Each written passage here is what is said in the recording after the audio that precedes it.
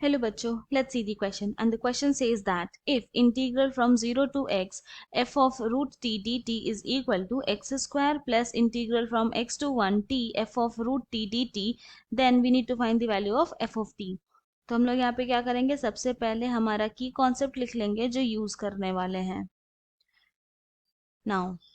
तो हमारा की कॉन्सेप्ट क्या है कि d over dx of integral from g of x to h of x function of t dt is equal to हो जाएगा h dash of x multiplied by function of h of x minus g dash of x multiplied by function of g of x। तो ये हमारा formula है जो हम लोग यहाँ पे यूज करने वाले हैं और यही हमारा की कॉन्सेप्ट भी है। तो हमें यहाँ पे क्या गिवन है, हमें यहाँ पे ये गिवन है कि integral from 0 to x f of root t dt is equal to x square plus integral from x to 1 t f of root t dt। तो यहाँ पे क्या करेंगे, डिफ्रेंशिएट कर देंगे बोथ द साइड। तो यहाँ लिखेंगे डिफ्रेंशिएटिंग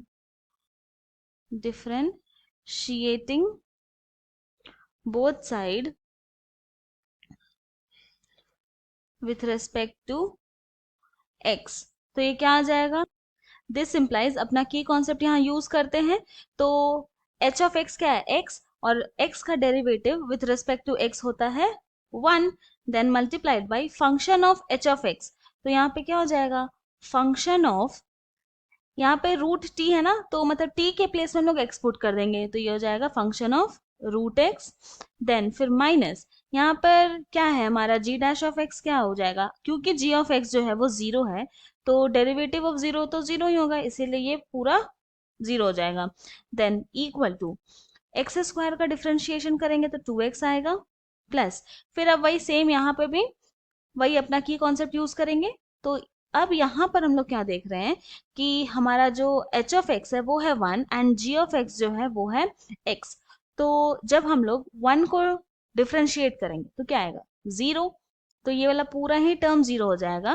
देन माइनस फिर g डैश ऑफ x क्या होगा, क्योंकि g ऑफ x हमारा इस वाले इंटीग्रल के लिए x है, तो g डैश ऑफ x हो जाएगा 1 मल्टीप्लाइड बाई, यहाँ पर हम लोग क्या करेंगे, function of g of x put करेंगे।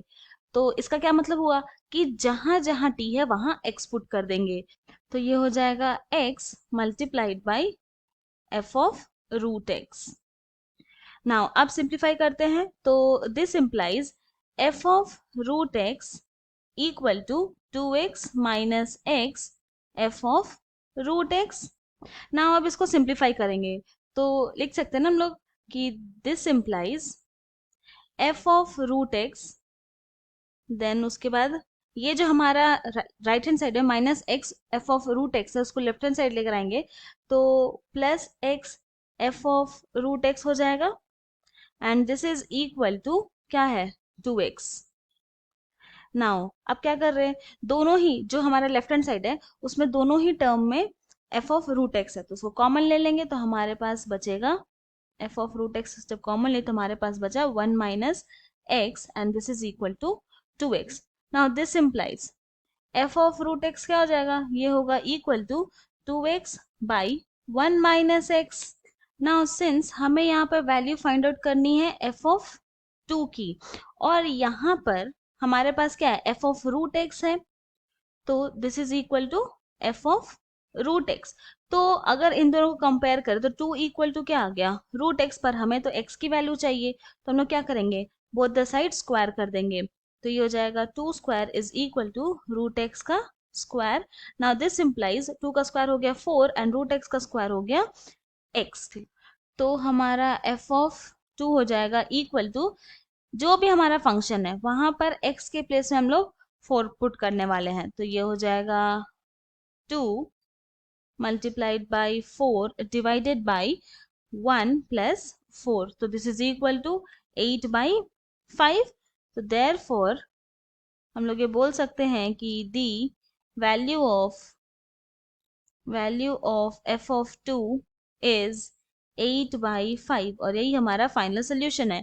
आई hope you have understood it well. Thank you and best of luck.